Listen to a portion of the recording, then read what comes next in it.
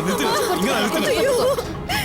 தூக்குங்க தூக்குங்க பாத்துக்கங்க ஒண்ணும் இல்லம்மா பாத்துங்க அம்மா கொஞ்சம் முடியலங்க. ஐயோ முடியல. சொல்லிக்கங்கம்மா பாத்து மெதுவா. அம்மா கொஞ்சம் முடியலம்மா. என்னால முடியல.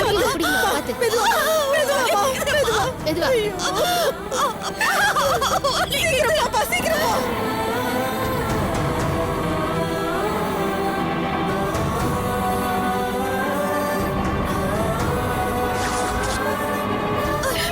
அம்மா அம்மா அம்மா கொஞ்சம் பொறுத்துக்கம்மா கொஞ்சம் பொறுத்துக்கோ. அண்ணா அண்ணே கொஞ்சம் சீக்கிரம் போங்கண்ணே. அம்மா அம்மா வந்துருச்சுமா போயிடலாமா. மாமா கொஞ்சம் பொறுத்துக்கம்மா. இந்த பக்கத்துல வந்துருச்சு ஆஸ்பத்திரி பக்கத்துல வந்துருச்சுமா. வலிக்குதுமா.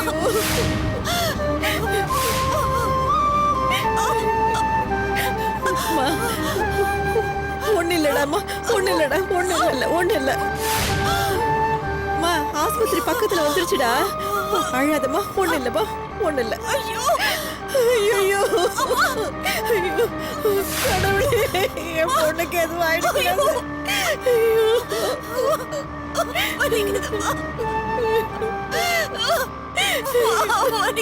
கொஞ்சம் பொறுத்துக்கடா. ஆஸ்பத்திரிக்கு வந்தாச்சுமா.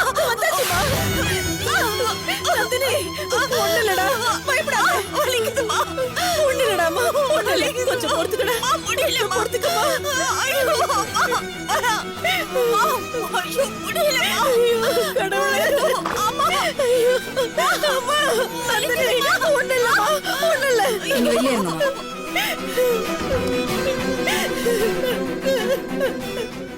கொஞ்சம் தள்ளுங்க. அம்மா டாக்டர்மா என் பொண்ணு செக்கப்புக்கு கூட்டு வர வழியில 2 பேரும் பைக்ல வந்து வயித்துல இடிச்சிட்டாங்கம்மா. என் பொண்ணு கர்ப்பமா இருக்கா 5வது என்னம்மா மாசம். இவ்வளவு கூலா சொல்லிட்டு இருக்கீங்க? இப்படி கொடுங்க. இது வச்சிருக்கேன். சரி கொஞ்சம் தள்ளுங்க.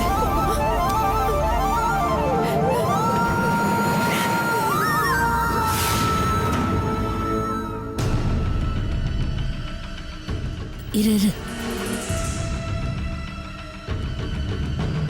சொல்லு என்னாச்சு? மேடம் நீங்க சொன்ன மாதிரி அந்த பொண்ணு வயித்துல நம்ம ஆளுங்க இடிச்சிட்டு எஸ்கேப் ஆயிட்டாங்க. கரெக்டா இடிச்சிங்களா? கரு கலைஞ்சிருக்குமா? அவங்க இடிச்ச இடியில உயிரே போயிருந்தாலும் ஆச்சரியப்படுறதுக்கு இல்ல. ஏன்னா நம்ம ஆளுங்க இடிச்ச இடி அப்படி. டேய் அங்க யாரும் உங்களை கவனிக்கலையே? ஒருத்தனை கவனிக்கல. இடிச்சிட்டு தேஞ்சிட்டு மாதிரி பறந்துட்டானுங்க. பொண்ணு ஹாஸ்பிட்டலுக்கு கூட்டு போயிருக்காங்க. எந்த ஆஸ்பத்திரி? நெசப்பாக்கத்துல வசந்தி ஹாஸ்பிட்டல். சரி நீ போனை வையே, மத்தத நான் பாத்துக்கிறேன். சரிங்க மேடம்.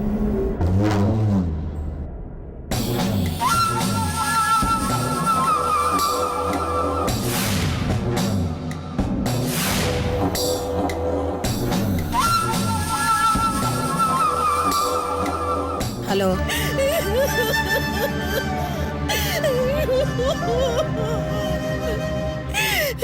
கடவுளே எங்களுக்கு ஏன் இப்படி சோதனை மேல சோதனை கொடுக்கற? ரேவதியை காணோம் நாங்க தவிச்சுக்கிட்டு இருக்கிற இந்த நேரத்துல இவளுக்கு இப்படி ஒரு கஷ்டத்தை கொடுத்துட்டியே. ஐயோ பாவம் இவ என்ன பண்ணான்னு ஏன் இவளுக்கு இப்படி தொடர்ந்து கஷ்டத்தையே கொடுத்துக்கிட்டு இருக்கிற?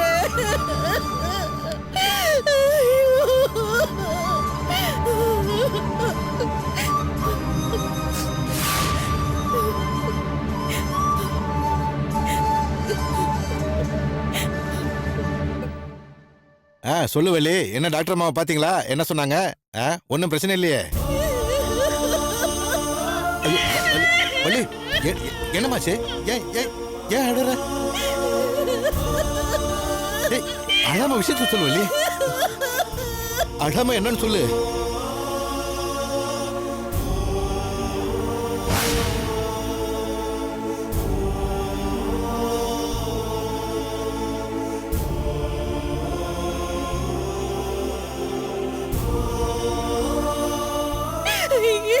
இப்ப எனக்கு என்ன பண்றதுன்னு ஒண்ணுமே புரிய மாட்டேங்குதுங்க. எனக்கு ரொம்ப பயமா இருக்குங்க. நீங்க கொஞ்சம் சீக்கிரம் வாங்களே, சீக்கிரம் வாங்குங்க. இப்போ வாங்க வாங்க. மாலதி மாலதி மாலதி. என்னப்பா என்னப்பா ஆச்சு? வள்ளி நந்தினி ஆட்டோல போனாங்கல்ல, போற வழியில திடீர்னு ஒரு ஆக்சிடென்ட் ஆயிடுச்சாப்பா. ஆக்சிடென்டா? என்னப்பா சொல்றீங்க? என்ன சொல்றீங்க? நந்தினியும் வள்ளியும் ஆட்டோ பிடிக்கிறதுக்காக போயிட்டு இருக்கும்போது எதிரில ஒரு பைக்ல வந்தவன் கட்டையோட வந்திருக்கா. அந்த கட்டையை கொண்டு நம்ம நந்தினி வயித்துல இடிச்சு அவன் வயித்துல அடிபட்டு உடனே எல்லாருமா கூடி அவளை ஹாஸ்பிட்டலுக்கு தூக்கிட்டு போயிருக்காங்களாம். ஐயோ! இப்ப கொண்டு போய் ஆஸ்பத்திரியில சேர்த்திருக்காங்களாம்மா. என்னப்பா வாங்கப்பா. இருமா நீ இருந்து இந்த குழந்தைய பாத்துக்கப்பா. நான் போய் பார்த்துட்டு ஆஸ்பத்திரி போயிட்டு உனக்கு ஃபோன் பண்றேன். ஒண்ணும் பயப்படாத, கண்டிப்பா ஆண்டவன் ஒருத்தர் இருக்கா, அவன் நம்மள காப்பாத்துவான். அப்பா நானும் வரேன்ப்பா. இருமா நான் போய் பார்த்துட்டு உனக்கு ஃபோன் என்னன்னு பண்றேன். ஃபோன் வரேம்மா. பண்ணுங்கப்பா.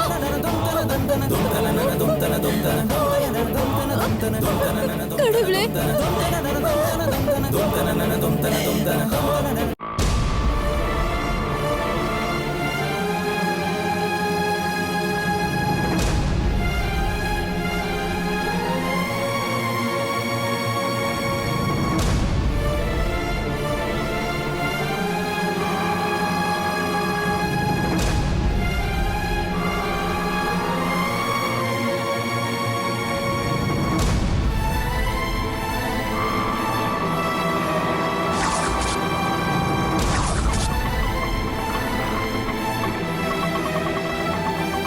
இந்தாங்க.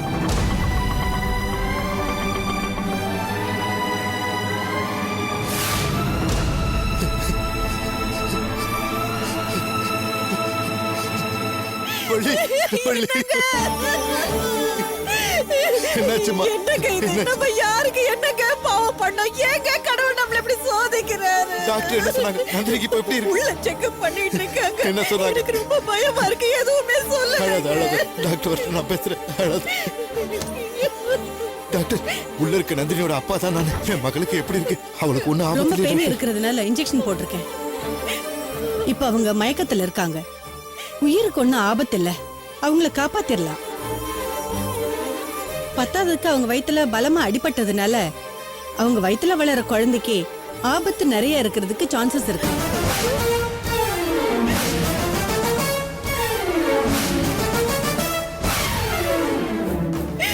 டாக்டர் என்ன சொல்றீங்க? என் பொண்ணு வயித்துல இருக்கிற குழந்தைக்கு ஆபத்தா? ஐயோ டாக்டர் டாக்டர் அப்படிலாம் எதுவும் ஆயிடக்கூடாது. என் பொண்ணு வயித்துல வளர குழந்தைய நீங்க தான் எப்படியாவது காப்பாத்தணும் டாக்டர். ஆமா டாக்டர், ஆமா.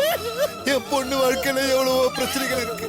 அந்த பிரச்சனைகள் எல்லாம் அந்த குழந்தையால தான் தீர்த்து வைக்க முடியும். அந்த குழந்தையை என் பொண்ணையை நல்லபடியா காப்பாத்தி கொடுத்துருங்க டாக்டர், கொடுத்துருங்க. இப்ப அவங்க மயக்கத்துல இருக்காங்க. இன்னும் 1 hour கழிச்சு தான் ஸ்கேன் பண்ணி பார்க்க முடியும். ஸ்கேன் பண்ணி பார்த்துட்டு தான் குழந்தை இருக்கிற ஸ்டேஜ பார்த்து மத்த ட்ரீட்மெண்ட்டை ஆரம்பிக்க முடியும். டாக்டர், நீங்க ஒண்ணு ஒரி பண்ணிக்காதீங்க. என்னால முடிஞ்ச வரைக்கும் எக்ஸ்ட்ரீமா ட்ரீட்மெண்ட் பண்ணி 2 உயிருக்குமே எந்த ப்ராப்ளமும் இல்லாம காப்பாத்த ட்ரை பண்றோம். நீங்க கொஞ்சம் பதட்டப்படாம இருங்க. என்னங்க இப்படி சொல்லிட்டு போறாங்க? கடவுளே கடவுளே, அந்த குழந்தை தான் என் பொண்ணோட வாழ்க்கையை சரி பண்ணணும். நீதான் எப்படியாவது அந்த குழந்தையையும் என் பொண்ணையும் நல்லபடியா காப்பாத்தி கொடுக்கணும்மா. நல்லபடியா காப்பாத்தி கொடுக்கணும்.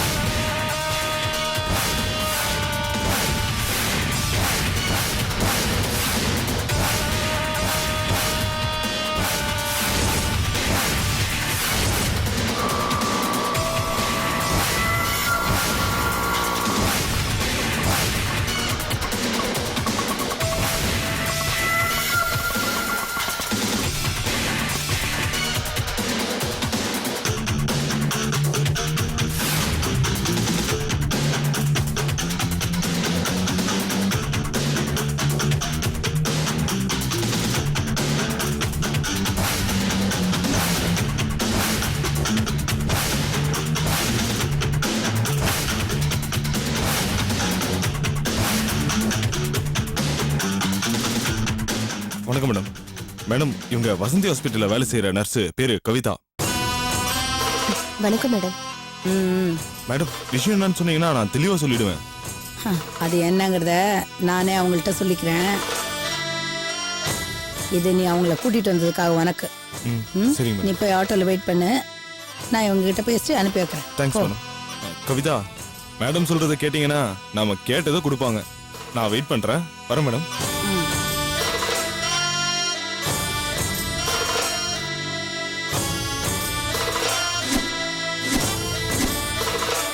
ம் ம்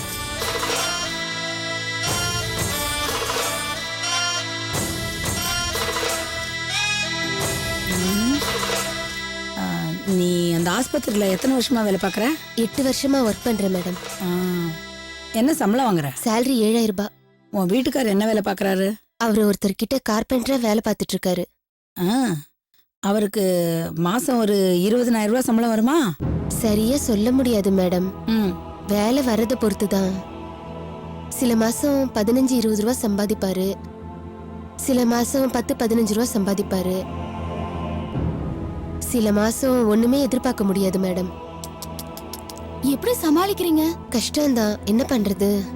உங்களுக்கு எத்தனை குழந்தைங்க? ஒரே ஒரு பொண்ணு தான். கார்ப்பரேஷன் ஸ்கூல்ல தான் படிக்க வைக்கிறேன். நீங்க என்னமா பண்ணுவீங்க? உங்களுக்கு வர வருமானத்துக்கு அங்கதானே சேர்க்க முடியும். உங்க பொண்ண கான்வென்ட்ல படிக்க வைக்கணும்னு உங்களுக்கு ஆசை இருக்கா? என்னம்மா அப்படி கேக்குறீங்க? எல்லா அம்மாவுக்கும் இருக்கிற ஆசை தானே. ஆசை மட்டும் இருந்தா போதாது, அதுக்கு பணமும் வேணும். இந்தா இத வாங்கிக்க. அடுத்த வருஷம் உன் பொண்ண கான்வென்ட் ஸ்கூல்ல சேர்த்துரு. புடி, வாங்கிக்க. மத்த குழந்தைங்க மாதிரி வளரணும்னு உன் குழந்தைக்கும் ஆசை இருக்கும்ல. அதுக்கு இல்ல மேடம், நான் உங்களுக்கு என்ன உதவி பண்ணணும்னு சொல்லாமலே இவ்ளோ பணத்தை கொடுக்குறீங்க. பெருசா ஒண்ணும் இல்ல. உங்க ஆஸ்பத்திரியில நந்தினின்னு ஒருத்தி ஆக்சிடென்ட் கேஸ்ல அட்மிட் ஆயிருக்கா. ஆமா மேடம், இப்போ கொஞ்ச நேரத்துக்கு முன்னாடி தான் அட்மிட் பண்ணியிருக்காங்க. பாவம் மேடம், அந்த பொண்ணு இப்ப கர்ப்பமா வேற இருக்கா. கரெக்ட். அவ கர்ப்பமா இருக்கிறது பாவம் தான். அதனாலதான் அவ கர்ப்பம் கலையறதுக்காக இந்த ஆக்சிடென்ட் ஆச்சுன்னு நீ நினைச்சுக்கேன். நீ உடனே ஆஸ்பத்திரிக்கு போய் அவ கர்ப்பம் கலைஞ்சிருச்சான்னு தகவல் தெரிஞ்சுக்கிட்டு எங்களுக்கு உடனே இன்ஃபார்ம் பண்ண. மேடம், இந்த விஷயத்தை இன்ஃபார்ம் பண்றதுக்கா எனக்கு இவ்ளோ பணம் கொடுக்குறீங்க? அவசரப்படாதீங்க கவிதா. ஆக்சிடென்ட் ஆகி அவங்களுக்கு கர்ப்பம் கலைஞ்சிருச்சுன்னு இன்ஃபார்ம் பண்ணிடுங்க. ஒருவேளை கலையிலன்னா நீங்க கலையை வச்சுட்டு எங்களுக்கு இன்ஃபார்ம் பண்ணுங்க.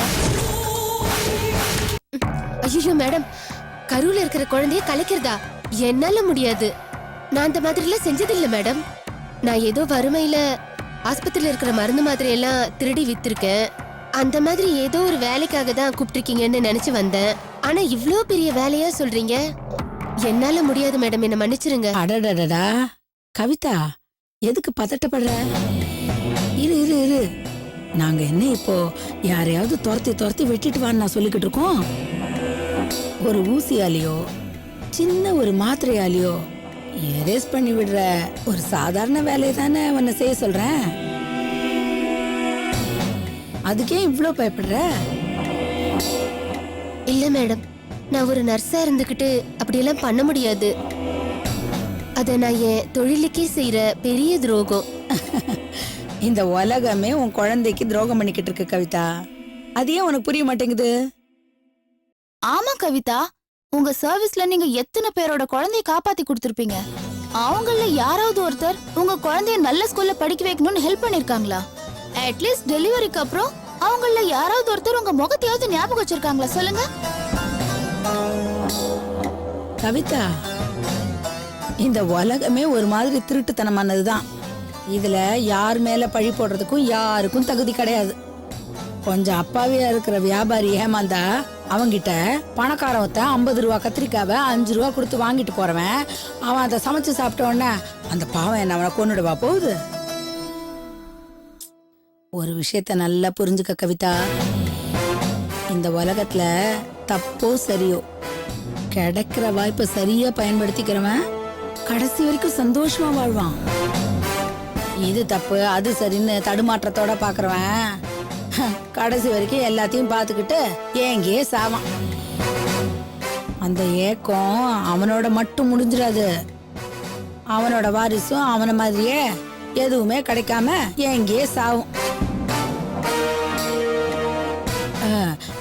இப்போ இந்த சின்ன விஷயத்துல நீ தடுமாறுறதுனால உன் குழந்தைக்கும் எதுவும் கிடைக்காம போகணும்னு நீ ஆசைப்படுறியா? இங்க பாருங்க கவிதா, இந்த விஷயத்துல நீங்க எங்களுக்கு ஹெல்ப் பண்ணீங்கன்னா உங்க குழந்தையோட பிரைட்டான ஃபியூச்சருக்கு நாங்க பொறுப்பு.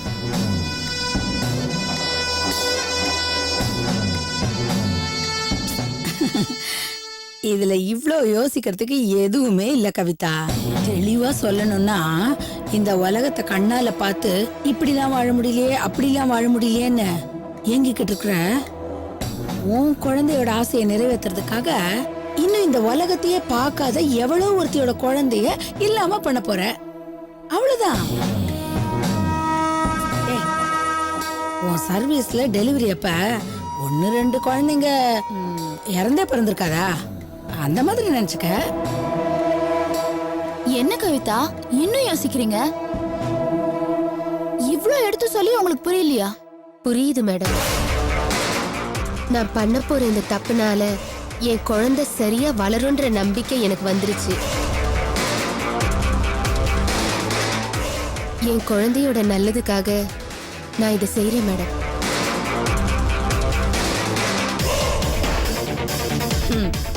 உன் குழந்தைய எப்படி வளர்க்கணும்னு நான் உனக்கு சொல்லி தர வேண்டியிருக்கு. பத்திரமா வச்சுக்க. இத பாரு, காரியத்தை முடிச்சிட்டு உடனே எனக்கு நல்ல செய்தியை ஃபோன் பண்ணி சொல்லு. மறுபடியும் நம்ம சந்திக்கிறோம். சரி, நீ இப்ப ஆஸ்பத்திரி கிளம்பு. தைரியமா போ. வரேன் மேடம்.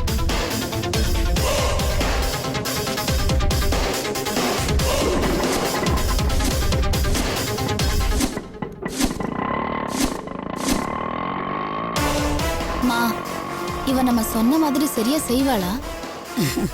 கவலைப்படாதடி, நாம தான் இப்போ அவளுக்கு தெளிவா மந்திரிச்சு விட்டுருக்கோம்ல. இனிமே அவ கண்ணுக்கு அவ குழந்தைய தவிர வேற எந்த குழந்தையுமே பெருசா தெரியாதுடி. வா.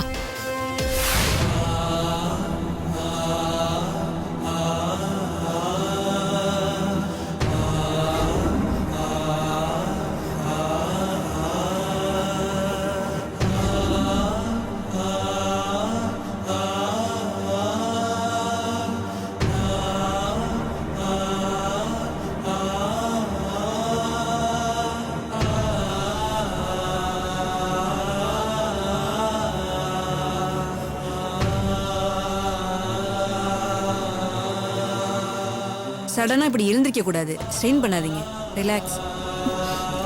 சிஸ்டர், அடிப்பட்டதுல என் குழந்தைக்கு எதுவும் ஆகலைல்ல? ஒன்றும் பிரச்சனை இருக்காது, கவலைப்படாதீங்க.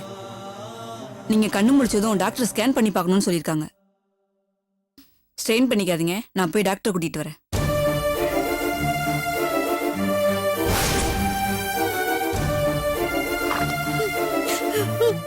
என் பொண்ணுக்கு எப்படி இருக்கு? கண்ணு முடிச்சிட்டாளா? கண்ணு முடிச்சிட்டாங்க.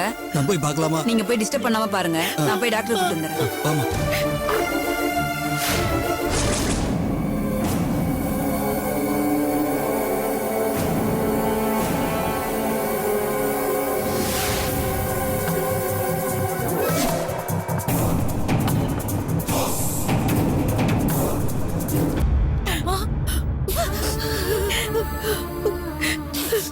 அழாதம்மா, அழாத. டாக்டர் தான் உனக்கு ஒண்ணு இல்லைன்னு சொல்லிட்டாங்களே. இங்க பாரு, கடவுள் உன்னை காப்பாத்துவாருமா. அம்மா, நர்ஸ் கிட்ட குழந்தைய பத்தி கேட்டேன். அவங்க மேலோட்டமா தான் சொன்னாங்க. டாக்டர் என்னம்மா சொல்றாங்க? என்னம்மா, என்ன சொன்னாங்க? நாங்க டாக்டர் கிட்ட கேட்டோம். அதுக்கு அவங்க சொன்னாங்க, பெருசா ஒன்றும் பாதிப்பு இல்லை. உன் வயித்துல வளர்ற குழந்தைக்கும் பெருசா பிரச்சனை எதுவும் வரத்துக்கு வாய்ப்பு இல்லை. இருந்தாலும் நீ கண்ணு முழிச்சதும் ஸ்கேன் எடுத்து பார்க்கலாம் அப்படின்னு சொல்லியிருக்காங்க. நிச்சயமா ஸ்கேன் எடுத்து பார்க்கும்போது ரிப்போர்ட்ல எல்லாம் நல்லபடியா தான் வரும். நீ ஒன்றும் கவலைப்படாத, நல்லபடியா தான் இருக்கும்.